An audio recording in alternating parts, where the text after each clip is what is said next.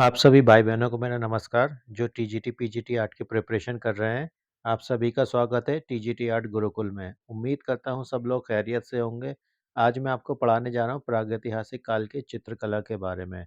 अगर आप इस वीडियो को लास्ट तक देखते हैं, तो एग्ज़ाम में आप 3 से 5 मार्क कन्फर्म कर लेंगे और मैं आपको ट्रिक्स भी बताऊँगा कि किन चित्रों को किस ट्रिक से याद करना है, जिसे आप कभी नहीं भूल पाओगे। तो चलिए हम पढ़ते हैं प्रागैतिहासिक काल की चित्रकला। देखिए लास्ट वीडियो में हमने आपको उत्तर प्रदेश के प्रागैतिहासिक स्थल पढ़ाए थे। इस वीडियो में हम आपको मध्य प्रदेश के प्रागैतिहासिक स्थल पढ़ाएँगे। देखिए कौन-कौन से प्रागैतिहासिक स्थल हैं मध्य प्रदेश में, पंचमढ़ी है, होशंगाबाद है, भीमबेटका है, मौरी है, पहाड़गढ़ है। तो ये कुछ प्रागैतिहासिक स्थल हैं जो मध्य प्रदेश क्षेत्र के अंतर्गत आते हैं। इसको हम वन बाय वन एक-एक करके आपको पढ़ाएँगे। तो देखिए ये है पंचमढ़ी। पहले पंचमढ़ी पढ़ाते हैं। पंचमढ़ी किस राज्य के अंतर्गत आता है? पंचमढ़ी मध्य प्रदेश राज्य के अंदर आता है।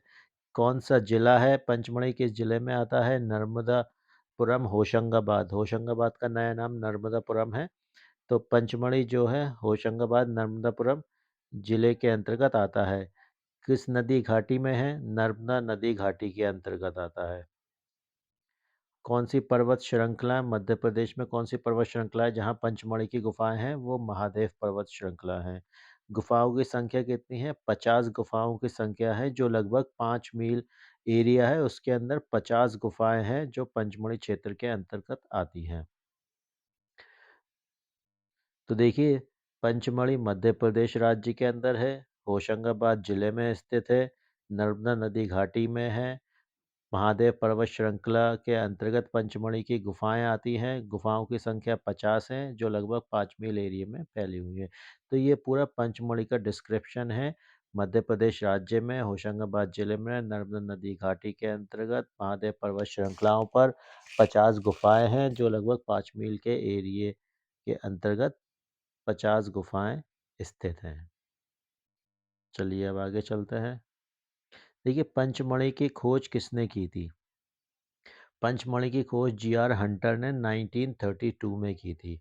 पंचमढ़ी की खोज जी.आर. हंटर ने 1932 ईस्वी में की थी और देखिए पंचमढ़ी के चित्रों को प्रकाश में लाने का श्रेय डी.एच. गार्डन ने 1936 ईस्वी में किया।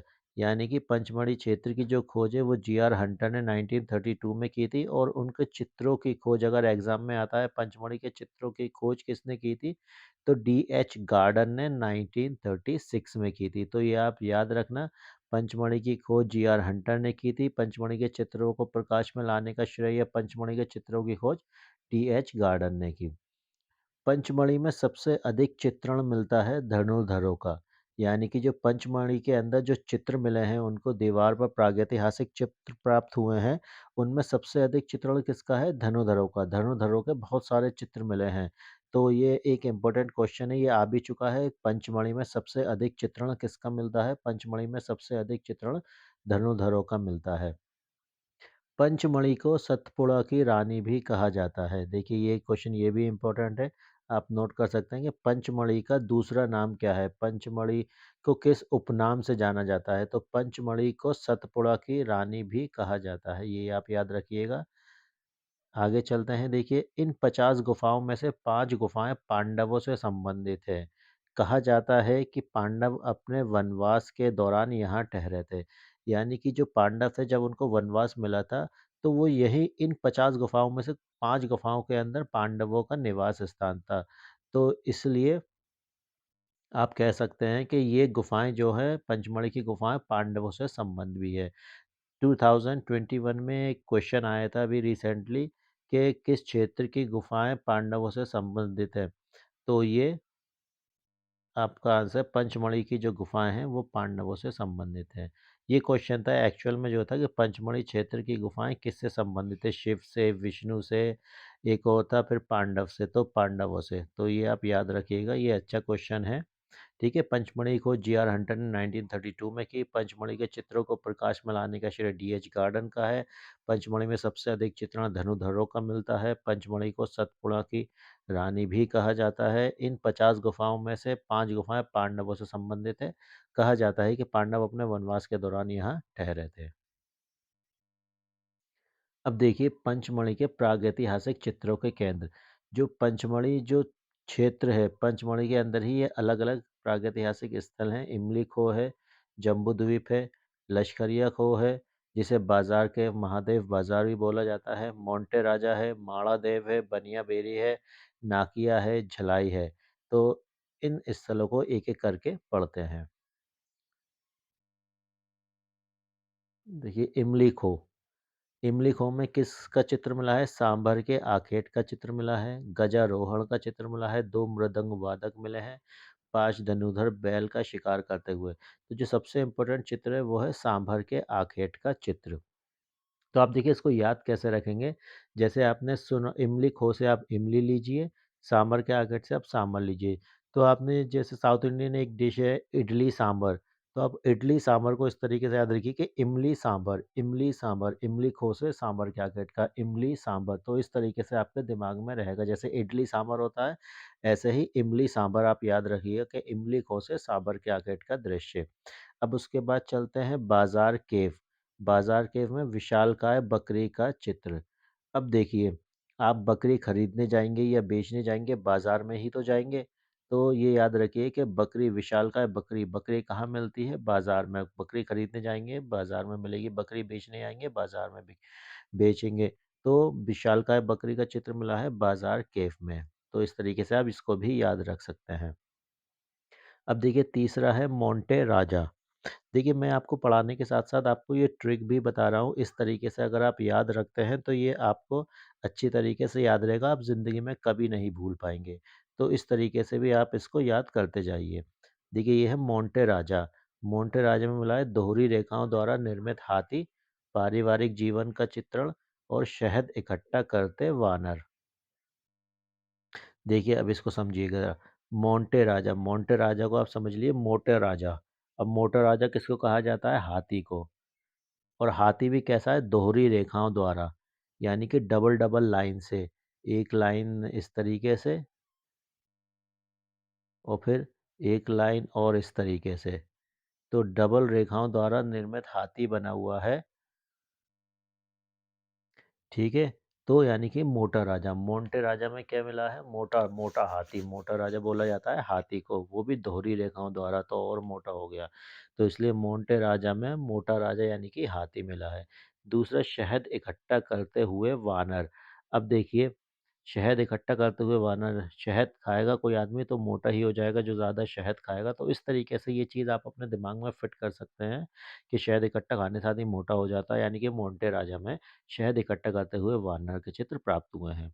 अब देखिए लास्ट ये है यहाँ पर ये बनिया बेरी। बनिया बेरी में सहगर्भा गाय का चित्र, स्वास्तिक, त्रिशूल, चक्र, यानी कि ये जो चित्र मिले हैं ये सब पूजा संबंधित चित्र हैं, पूजा पाठ संबंधित चित्र हैं ये। तो देखिए, जो बनिए लोग होते हैं, जो दुकान में होते हैं, उनकी दुकान में इस तरह के स्वास्तिक और त्रिशूल, चक्र, गणेश जी की प्रतिमा और ये गाय का स्टैचू रखा हुआ होता है। जो वहाँ पर पूजा-अर्चना करते हैं बनिए लोग अपनी दुकान में।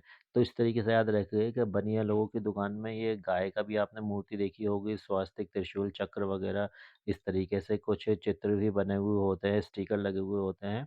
तो ये याद रखिएगा सही धार्मिक चित्र आप समझ लें सहगर्भ गाय का चित्र, स्वास्तिक, त्रिशूल, चक्र कहाँ मिले हैं? बनिया बेरी में। तो देखिए इस तरीके से ये आप याद रखिएगा। इमली सांभर तो सांभर के आखेट का दृश्य। बाज़ार में क्या होता है? बकरी बिकती है, विशालकाय बकरी का चित्र। मोंटे राजा, मोटा राजा यानी कि हाथी वो भी दोहरी रेखाओं से हाथी और मोटा राजा। शहद इकट्ठा करते हुए वानर, शहद खा के आदमी मोटा हो जाता है तो शहद इकट्ठा करते हुए वानर। बनिए लोग जो होते हैं वो जो अपनी दुकानों पर इस तरीके से गाय का चित्र लगाते हैं, गाय का स्टेचू प्रतिमा स्थापित करते हैं, स्वास्तिक का त्रिशूल चक्र इस तरीके से उनकी दुकान के एक कोने में ये यहाँ पर ये स्थापित होते हैं, उनका मंदिर बना होता है, वहाँ पर ये चीज़ें स्थापित होती हैं। ठीक है, आगे चलते हैं, देखिए जम्बू द्वीप। अब देखिए जम्बू द्वीप है, इसको कैसे याद करेंगे? जम्बूद्वीप। तो इसमें क्या है? कांटेदार शाही, नृत्य वादन करते 2 मनुष्य, गोलाकार वस्तु पकड़े 3 मानव आकृतियाँ। तो देखो आपको अपने दिमाग में एक पिक्चर बना लेनी है कि ये कोई ऐसा द्वीप है, जम्बूद्वीप, यहाँ पर सब पानी-पानी है। इस तरीके से यहाँ पर कांटेदार चूहा है, ठीक है? इस तरीके से जम्बूद्वीप पे कोई कांटेदार चूहा है, 2 आदमी नाच रहे हैं, ठीक है? 2 आदमी ऐसे डांस कर रहे हैं और गोलाकार वस्तु पकड़े हुए 3 मानव आकृतियाँ। 3 मानव आकृतियाँ इस तरीके से कोई अपने हाथ के ऊपर गोलाकार वस्तु पकड़ी हुई है। तो इस तरीके से ये एक पिक्चर ऐसे ही अपने माइंड में आपको बना लेनी है कि जम्बू द्वीप है, उसके अंदर कांटेदार एक शाही है, 2 आदमी वहाँ पर डांस कर रहे हैं और 3 आदमी हाथ में अपना गोला पकड़े हैं। तो इस तरीके से ये आपके दिमाग में फिट हो जाएगा। उसके बाद देखिए ये आता है माड़ादेव। माड़ा से आप समझिए मारा। मारा किसको मारा? शेर चीते को मारा। शेर चीते का आखेट यानी कि मारा किसको मारा? शेर चीते को मारा। किसने मारा? छुरी फरसा लिए योद्धा ने शेर चीते को मारा यानी कि माड़ा देव। तो माड़ा देव से कौन सी वस्तुएं प्राप्त हुई है? माड़ा देव से कौन से चित्र प्राप्त हुए हैं? शेर चीते के आखेट का चित्र, छुरी फरसा लिए योद्धा। तो याद कैसे रखेंगे? माड़ा से आप ले लीजिए मारा। किसको मारा? शेर चीते को मारा। किसने मारा? छुरी फरसा लिए योद्धा ने मारा। तो इस तरीके से जम्बूद्वीप, कांटेदार शाही, 2 लोग डांस कर रहे हैं, 3 लोग हाथ में पत्थर पकड़े हुए हैं। माड़ादेव मारा, शेर चीते को मारा, छुरी फरसा लिए योद्धाओं ने इनको मारा। तो देखिए ये यहाँ का था। अब आगे चलते हैं। अब देखिए दूसरा स्थल आ गया होशंगाबाद। बहुत इंपॉर्टेंट है, यहाँ से बहुत क्वेश्चन पूछे जाते हैं, होशंगाबाद से एक भीमबेटका से। तो ये इन दोनों को आपको बहुत अच्छी तरीके से पढ़ना है। अब देखिए होशंगाबाद किस राज्य में है? मध्य प्रदेश। होशंगाबाद हम जो पढ़ रहे हैं वो सब मध्य प्रदेश के प्रागैतिहासिक स्थल पढ़ रहे हैं। तो होशंगाबाद मध्य प्रदेश राज्य में है। किस पहाड़ी होशंगाबाद की किस पहाड़ी के ऊपर चित्र प्राप्त हुए हैं? आदमगढ़ पहाड़ी है होशंगाबाद में, वहाँ से ये प्रागैतिहासिक चित्र प्राप्त हुए हैं। कौन सी नदी घाटी के अंतर्गत ये क्षेत्र लगता है? नर्मदा नदी घाटी के अंतर्गत ये क्षेत्र लगता है। गुफाओं की संख्या 12, लगभग 12 गुफाएं हैं वहाँ पर, जिसकी खोज की थी मनोरंजन घोष ने। कब की थी? 1922 ईस्वी में। चित्रों की पद्धति कैसी है? छेपांकन, हाथ के छापे की पद्धति यानी कि छेपांकन, सॉरी हाथ का छापा नहीं, छापने की पद्धति से चित्र बने हुए हैं। तो देखिए राज्य है होशंगाबाद, किस राज्य में है? मध्य प्रदेश में है। किस पहाड़ी के अंतर्गत चित्र मिले हैं? आदमगढ़ पहाड़ी के अंतर्गत चित्र मिले हैं।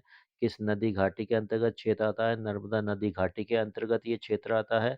गुफाओं की संख्या लगभग वहाँ पर 12 गुफाएं मिली है। होशंगाबाद में कितनी गुफाएं हैं? 12 गुफाएं हैं, याद रखिएगा। पंचमढ़ी में कितनी गुफाएं थी? 50 गुफाएं थी, जिसमें से 5 गुफाएं पांडवों से संबंधित हैं। ठीक, उसके बाद होशंगाबाद की खोज किसने की थी? मनोरंजन घोष ने 1922 में की थी। अब देखिए इनके ये खोजकर्ता कैसे कैसे याद रखेंगे? होशंगाबाद का होश याद रखिए और घोष, होश और ये घोष, होश घोष, होश घोष, होश घोष, इस तरीके से 10 15 20 25 30 बार आप रिपीट करेंगे, आपके दिमाग में ये चीज़ फिट हो जाएगी। होश की खोज घोष ने, होश की खोज घोष ने। तो होश की खोज मनोरंजन घोष ने, होश की खोज मनोरंजन घोष ने, होशंगाबाद की खोज मनोरंजन घोष ने। तो इस तरीके से देखिए मैं आपको याद करने के बार बार ट्रिक बता रहा हूँ कि आपको किस तरीके से याद रखना है, क्योंकि सिलेबस जो है चित्रकला का, ये जो चित्रकला है टीजीटी आर्ट है, इसका सिलेबस इतना बड़ा है कि आप सारी चीज़ें अगर रटने के हिसाब से अगर आप याद करते हैं तो आप बिल्कुल एक चीज़ रटेंगे, दूसरी चीज़ भूल जाएंगे, पहला रटेंगे बाद का भूल जाएंगे। तो इसलिए इनको कुछ ट्रिक से याद करना पड़ता है, जिसके वो आपके दिमाग में कुछ चीज़ें बिल्कुल याद रहें, जिसे आप ना भूलें। तो होशंगाबाद की खोज मनोरंजन घोष ने, होश की खोज घोष ने। तो इस तरीके से ये आपको याद रखना है। आइए चलिए इनके चित्रों के बारे में पढ़ते हैं। जो होशंगाबाद के चित्र है उसमें जिराफ समूह है, अस्त्रधारी घुड़सवारों का चित्र वहाँ से प्राप्त हुआ है। विशालकाय हाथी का चित्र प्राप्त हुआ है। हाथी पर सवार आदि मानव का चित्र है। वन देवी का चित्र है। घायल भैंसे का चित्र प्राप्त हुआ है। 4 धनुर्धारी का चित्र है। विशालकाय मोर का चित्र प्राप्त हुआ है। महामहिष का चित्र प्राप्त हुआ है। गर्भवती महिला का चित्र प्राप्त हुआ है। पीले रंग का 12 सिंगा हुआ हाथी। तो देखिए ये चित्र हैं। जिराफ समूह, अस्त्रधारी घुड़सवारों का चित्र, विशालकाय हाथी, हाथी पर सवार आदि मानव, वन देवी, घायल भैंसे का चित्र, विशाल मोर, महामहेश, गर्भवती महिला, पीले रंग का 12 सिंगा हुआ हाथी। अब देखिए इतने सारे ये चित्र हैं, आप इनको याद कैसे रखेंगे? तो देखिए एक इसके लिए एक ट्रिक बनाई है मैंने। 4 मोर वन में चार मोर वन में, महिष हाथी पीले रंग में और हाथी पर सवार घायल भैंसा जिए गम में। चार मोर वन में, महिष हाथी पीले रंग में और हाथी पर सवार घायल भैंसा जिए गम में। चार मोर वन में, महिष हाथी पीले रंग में और हाथी पर सवार घायल भैंसा गम में। चार मोर वन में, महिष हाथी पीले रंग में और हाथी पर सवार घायल भैंसा जिए गम में। अब देखिए, चार से हो गया आपका चार धनुर्धारी, मोर से हो गया आपका विशालकाय मोर, वन से हो गया आपका वन देवी, महेश हो गया आपका महामहेश, पीले रंग का हाथी, ये आपका हो गया पीले रंग का हाथी। और ये विशालकाय हाथी भी इसी में समझिए। और हाथी पर सवार, हाथी पर सवार आपका हो गया हाथी पर सवार आदि मानव। घायल भैंसा, घायल भैंसा हो गया आपका घायल भैंसे का चित्र, जिसे महेश आपका महामहेश हो गया, घायल भैंसा आपका घायल भैंसे का चित्र हो गया। जिए से हो गया आपका जिराफ समूह, गम से हो गया गर्भवती महिला। ठीक है। और हाथी पर सवार और से आपका हो गया अस्त्रधारी घुड़सवारों का चित्र। तो इस तरीके से ये आपके सब चित्र इससे कंप्लीट हो गए। चार से चार धनुर्धारी, मोर से विशालकाय मोर, वन से वन देवी, महिष से महामहेश, हाथी पीले रंग से पीले रंग का हाथी व बारहसिंगा, हाथी पर और से अस्त्रधारी घुड़सवार, हाथी पर सवार से हाथी पर सवार आदि मानव, भैंसा से घायल भैंसे का चित्र, गम से गर्भवती महिला, जिए से जिराफ समूह का चित्र। तो देखिए, ये सब इस तरीके से बना दिया है मैंने, ये ट्रिक बना दी है। होशंगाबाद के चित्र की ट्रिक है, चार मोर वन में, महिष हाथी पीले रंग में और हाथी पर सवार घायल भैंसा गम में। तो इस तरीके से आप बार बार इसको याद करेंगे, ये आपको याद हो जाएगा। चार मोर वन में, महिष हाथी पीले रंग में, हाथी पर सवार घायल भैंसा जिए गम में। चार से चार धनुधारी, मोर से विशाल मोर, वन से वन देवी, महिष से महामहिष, हाथी पीले रंग का और से अस्त्रधारी घुड़सवार, हाथी पर सवार आदि मानव, घायल भैंसा, जिए से जिराफ, गम से गर्भवती महिला। तो इस तरीके से आप याद रखिएगा, ये आपको याद हो जाएगा। अच्छा, अब देखिए चलते हैं होशंगाबाद के बारे में कुछ पढ़ते हैं कि सबसे अधिक हाथी के चित्र होशंगाबाद से प्राप्त हुए हैं। याद रखिएगा कि ये सवाल पूछा था कि सबसे अधिक हाथी के चित्र कहाँ से प्राप्त हुए हैं, किस क्षेत्र से प्राप्त हुए हैं। तो होशंगाबाद से प्राप्त हुए हैं। या होशंगाबाद में सर्वाधिक चित्र किसके प्राप्त हुए हैं? होशंगाबाद में सर्वाधिक चित्र हाथी के प्राप्त हुए हैं। होशंगाबाद का प्राचीनतम चित्र पीले रंग का हाथी, जो हाथी है एक पीले रंग का, होशंगाबाद का सबसे प्राचीनतम चित्र पीले रंग का हाथी है। दोहरी रेखाओं वाला चित्र, अब देखिए वहां पर दोहरी रेखाओं के दो चित्र बने हैं, एक मोर का चित्र है, एक महामहेश का चित्र है। तो होशंगाबाद में दोहरी रेखाओं वाला चित्र है मोर व महामहेश।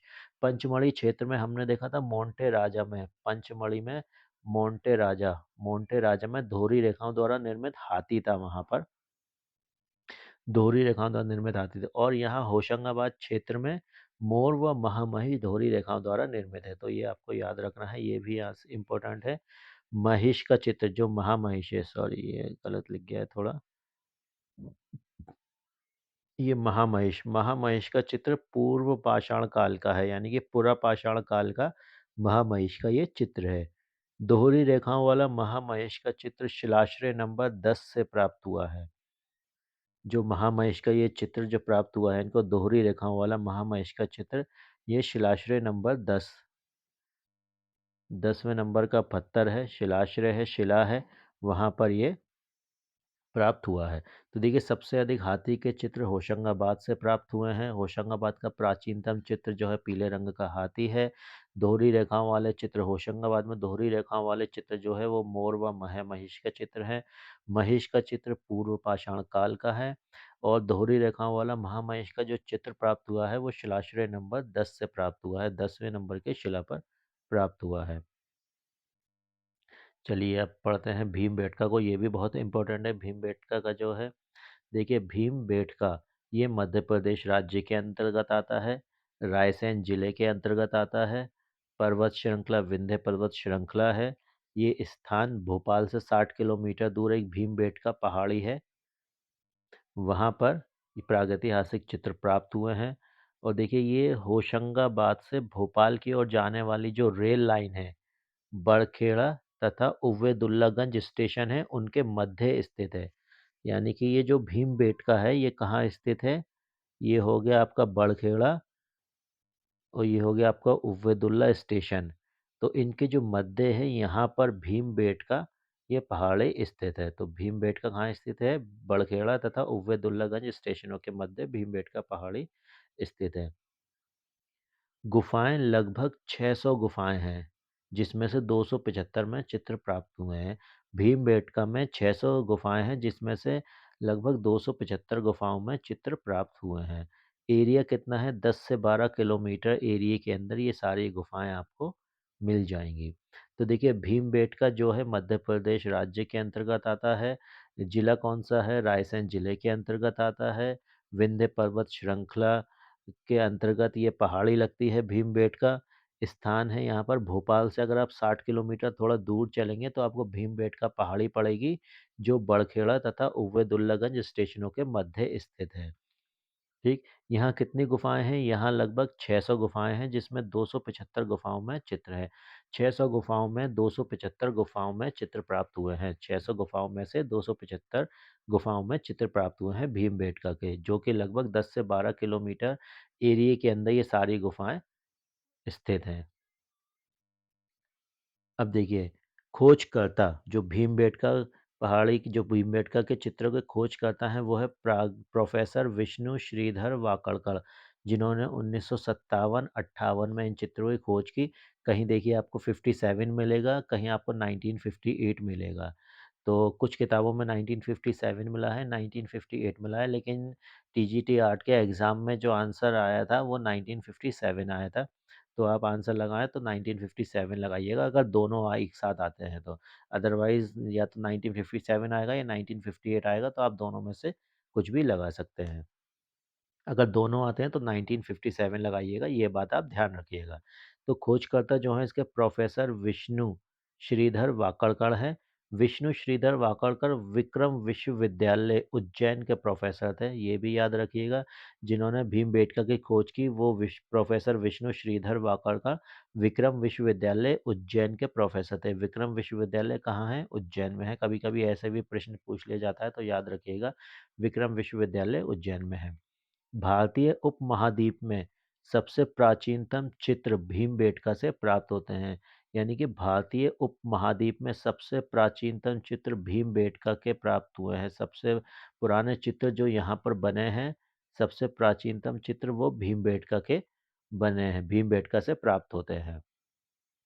भीमबेटका के चित्र लगभग 30,000 वर्ष पुराने हैं। ये देखिए कितने पुराने चित्र हैं।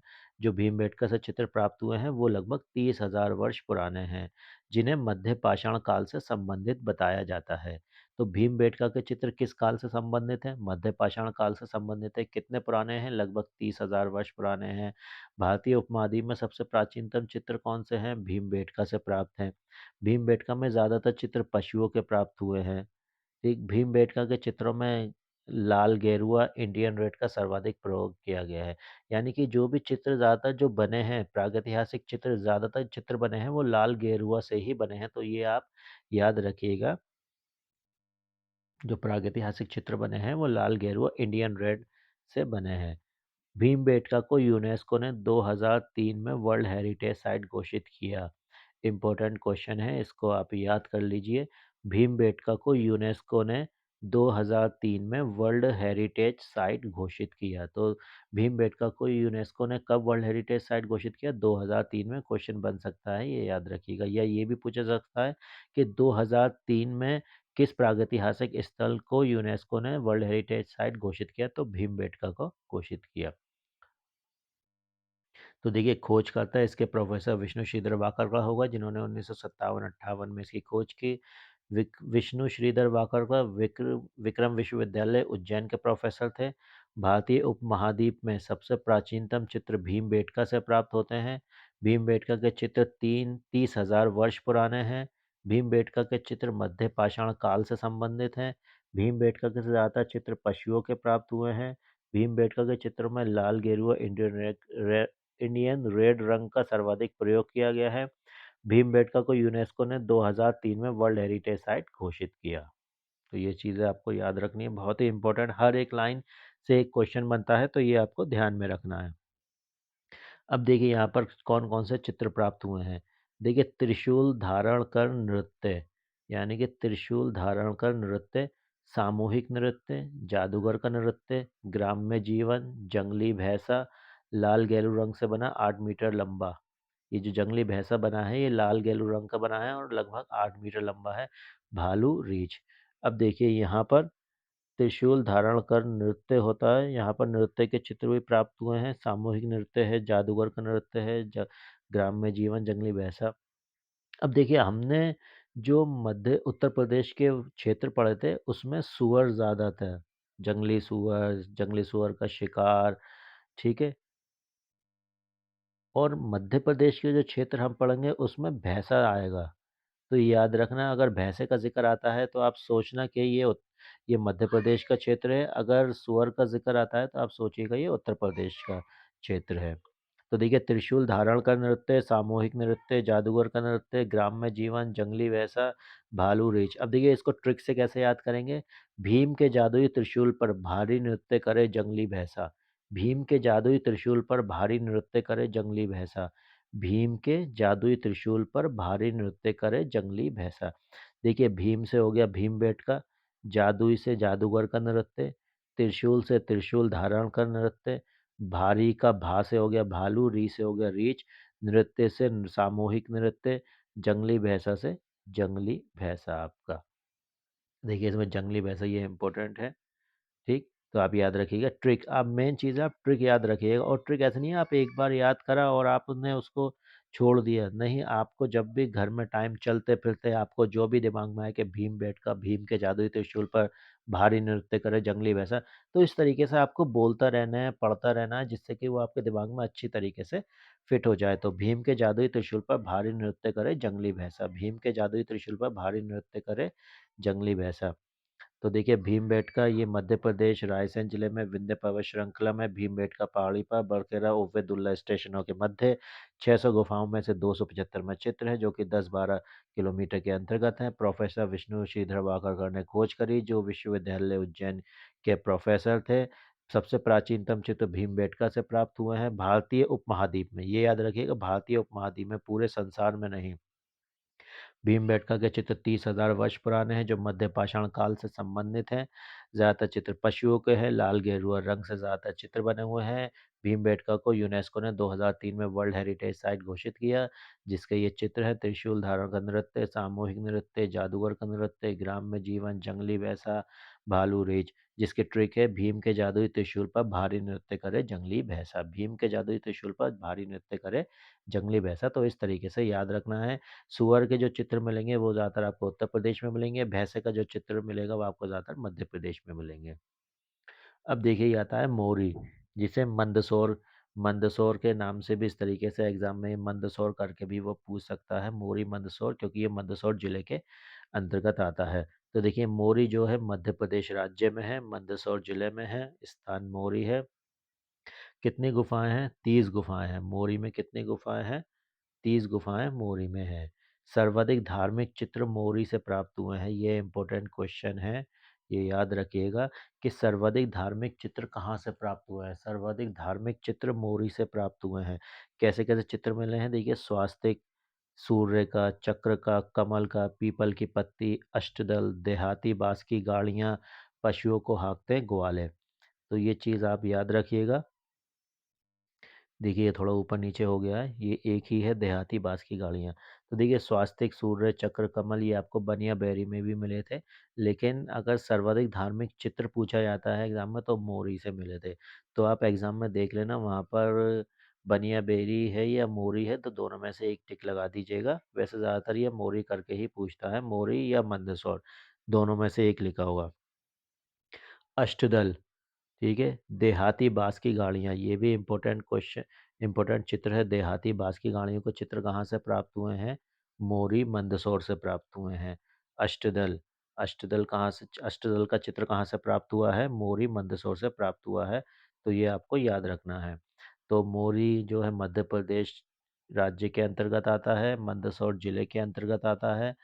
30 गुफाएँ हैं उसके अंदर, जिसमें धार्मिक चित्र प्राप्त होते हैं। तो सर्वाधिक धार्मिक चित्र मोरी से प्राप्त होते हैं, जिसमें स्वास्तिक स्वास्तिक, सूर्य, चक्र, कमल, पीपल की पत्ती, अष्टदल, देहाती बाँस की गाड़ियाँ, पशुओं को हाँकते ग्वाले। तो ये सब इसके चित्र हैं, ये आप याद रखिएगा।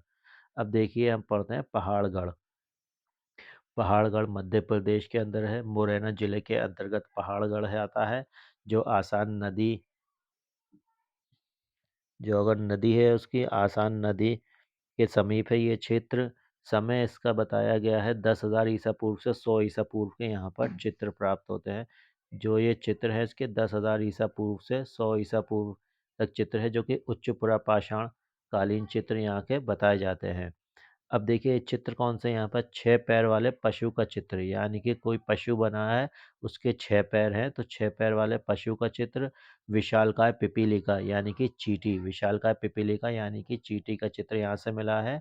हाथी पर सवार आदि मानव भी देखिए यहाँ पर है, आदि मानव, और घोड़े का चित्र भी यहाँ से प्राप्त हुआ है। तो देखिए कई ऐसे चित्र हैं जो आपको यहाँ भी मिलेंगे, दूसरी जगह पर भी मिलेंगे, तो ये आपको याद रखना है ज़रा। ये थोड़ा लिखने में ऊपर नीचे हो गया है, तो हाथी पर सवार आदि मानव। देखिए पहाड़गढ़, पहाड़गढ़ किस राज्य में है? मध्य प्रदेश में है। किस जिले में है? मुरैना जिले में है।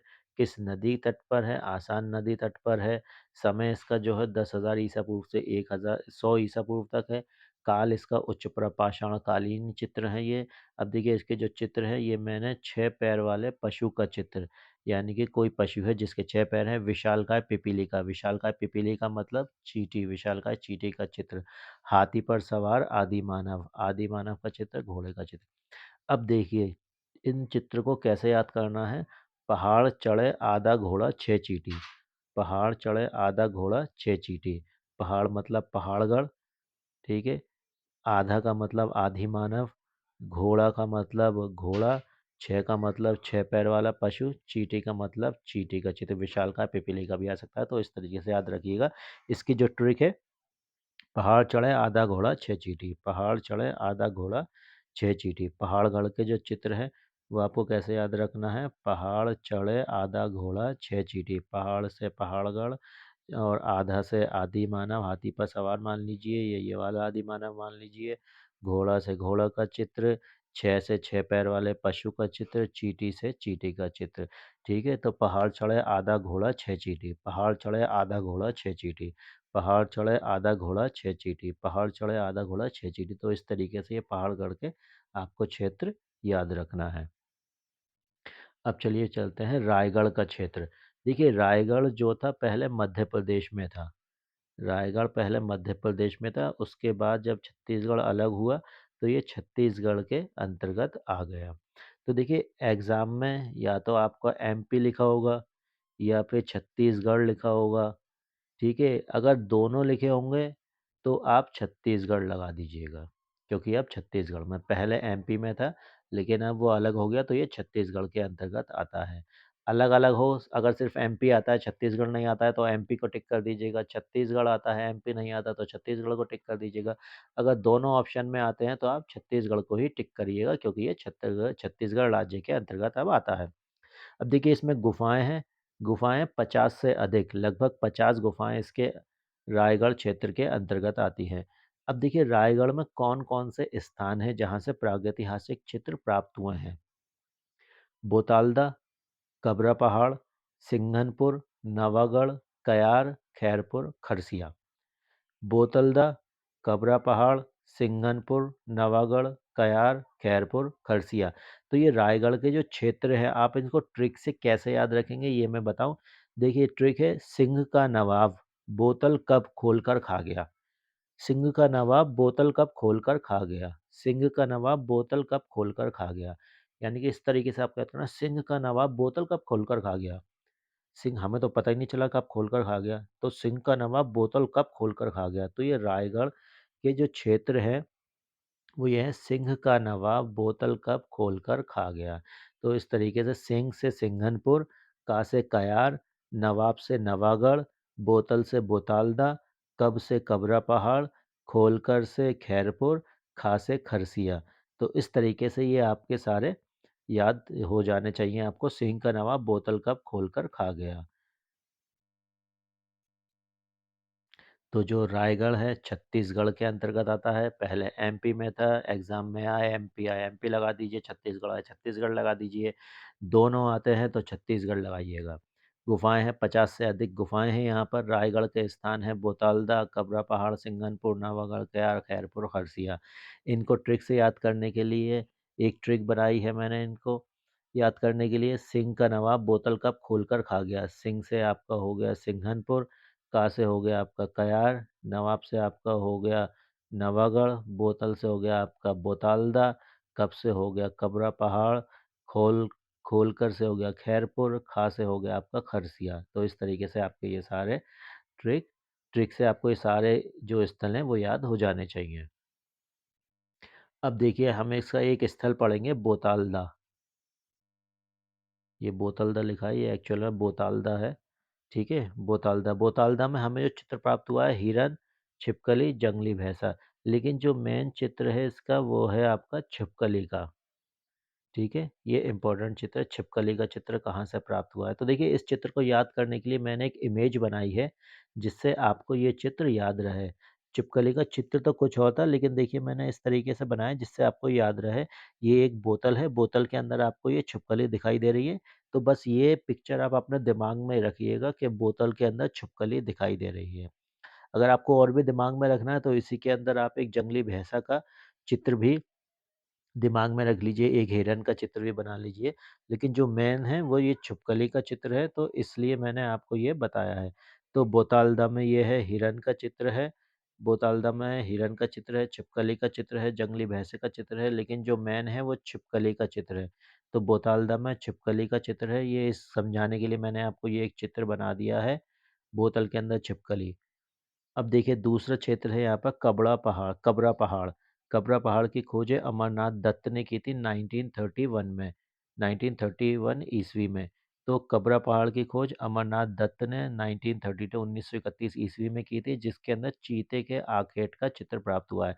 तो चीते का आखेट, देखिए चीते का आखेट कैसे मिला है? चीता जो हमारा होता है ऐसा चितकबरा होता है जिसके शरीर पर ऐसे ऐसे ये चित्ते से पड़े होते हैं।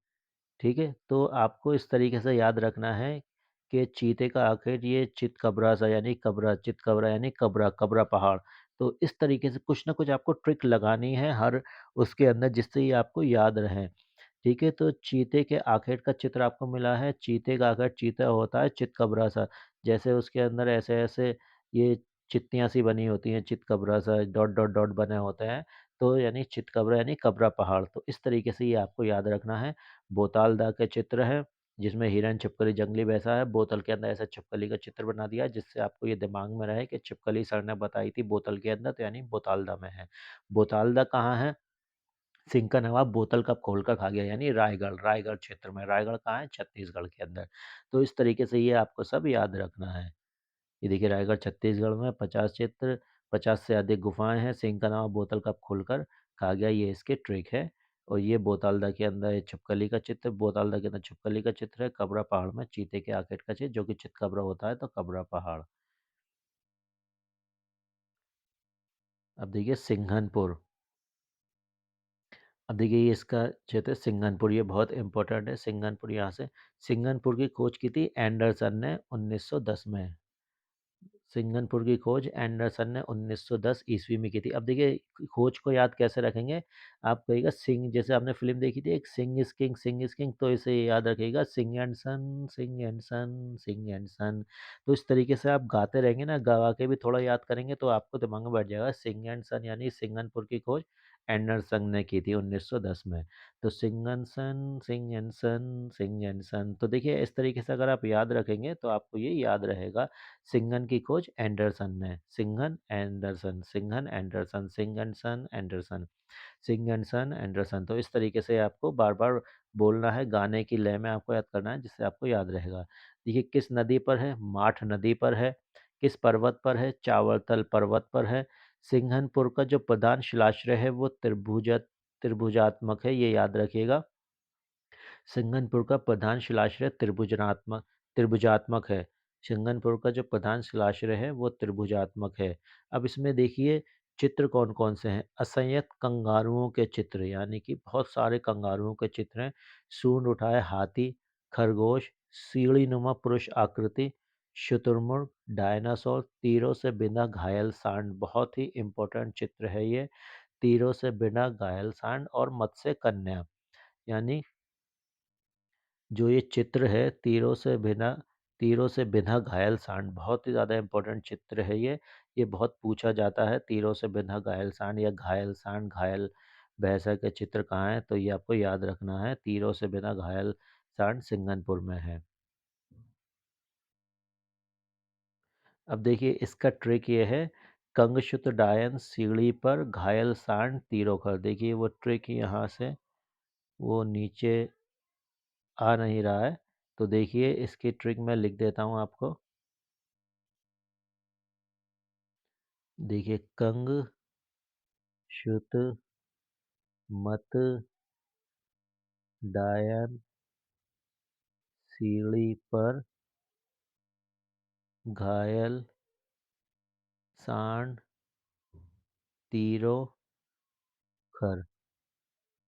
अब देखिए कंगशुत मत डायन सीढ़ी पर घायल सांड तीरों खर। देखिए कंग से कंगारुओं के चित्र, शुत से शुतुरमुर्ग के चित्र, शुत मत से मत्स्य कन्या, डायन से डायनासोर, सीढ़ी से सीढ़ी नुमा पुरुष आकृति ये रहा।